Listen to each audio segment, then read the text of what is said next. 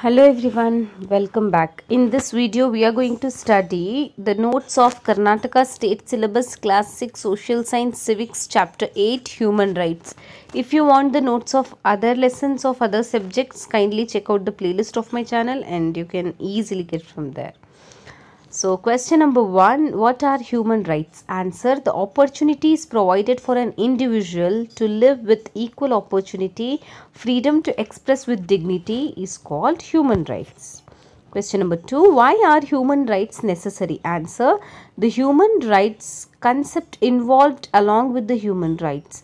Rights are necessary for a human being to live as a full individual. To lead a life of dignity is a basic right. Moreover, the human rights are non-discriminatory. Question number 3, mention the types of human rights. Answer, the human rights approved by the UNO are: all human beings are born free with dignity to live without any discrimination. No human being can appoint another human being as a slave. No one can be subjected to inhuman punishment and torture. No one has the liberty to arrest, imprison and depart another person. Every individual has a right to have his opinion and freedom of expression. All human beings have the right to have rationality, consciousness and religion's freedom. One has the right to change his religion. All have the right to meet peacefully and create associations. All have the rights to participate in the government of their land either directly or indirectly. All human beings have the right to employment.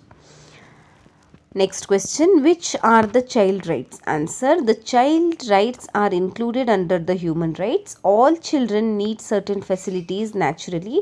Every child has the right to spend its childhood with its parents and have physical protection, food, education and health facilities as its right.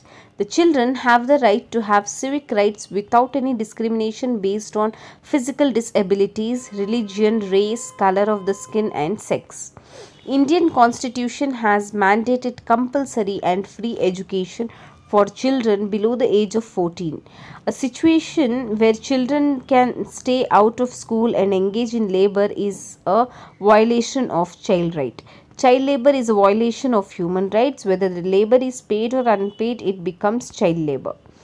Next question, which are the commissions meant to protect human rights? Answer, International Human Rights Commission at international level, National Human Rights Commissioner at national level and State Human Rights Commission at state levels are monitoring human rights violation and protecting them. Here are the additional question answers of this lesson. Question number 1, how did the human rights gain importance? Answer, the human rights gained importance along with the increase in democratic government of the world. Many countries of the world included in the fundamental rights in their constitution in order to protect human rights. With this, the citizens got an opportunity to experience fundamental rights. Later, due to two world wars, the human rights were violated and the exploitation of socio-economic and political reasons became more.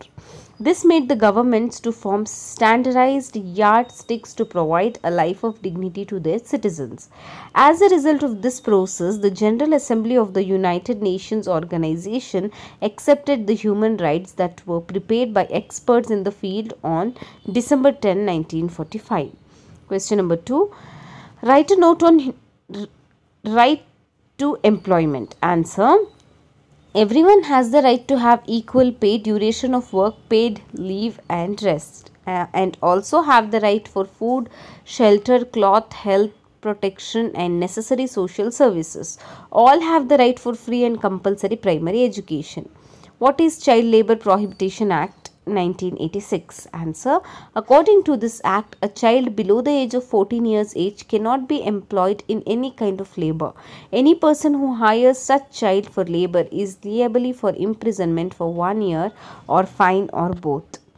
Next question, why did the UNO declare protection of environment as a human right? Answer, a healthy environment is needed for all to lead a good life. Only healthy natural environment can ensure food, water, shelter and health for all. Hence, the UNO declared that the protection of environment is also the human right in the year 2012. So this is all about your lessons, human rights. As I have told you, if you want the notes of other lessons or other subjects, please check the playlist of my channel. Thanks for watching.